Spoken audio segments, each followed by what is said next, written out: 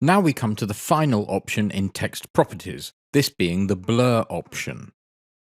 This allows me to blur certain text or to give it a soft edge. I'd like to show you this now. To allow us to see this somewhat better, I will deactivate edge and shadow temporarily. Now I have my text block, but without any active options. And now I would like to blur, and so I will raise the value for text edge. Nothing happens to start with, obviously, because I have to activate it with this checkbox. And now we can see how the text block is given a soft edge. Just with this option, it's not particularly interesting, as I can't read the text particularly well with such a high blur value. So a setting such as this would only really be useful as a kind of background effect. And so I'll remove it.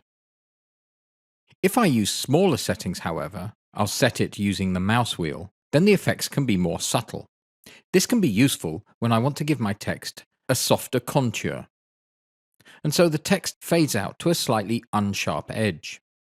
This can be especially interesting when displaying text on an older tube-based monitor, where the interlaced function means that certain fine horizontal contours are only displayed at half image.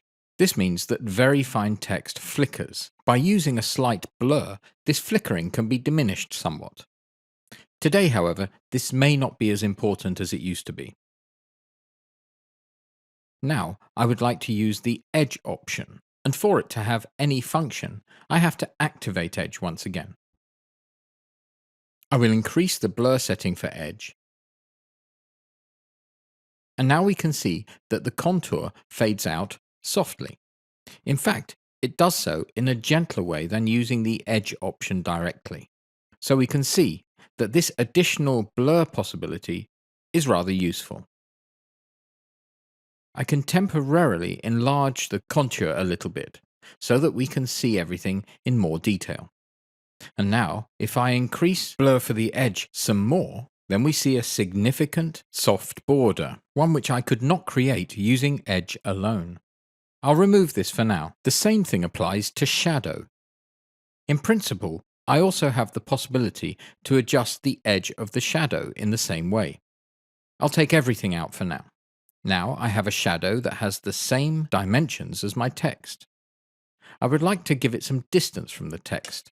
I would also like to soften the shadow, and this has the same possibilities as edge. With this, I can create softer and deeper shadows than I can by simply using the parameter that is available to me. So this was an example of the blur parameters. Using this, I can give my options such as edge and shadow more depth. I'll set everything back to the original settings.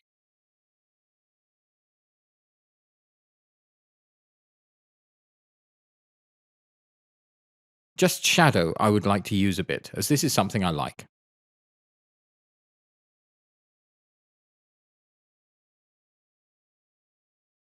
I'll reduce the transparency of the shadow a little bit, as the blur effect adds to this somewhat.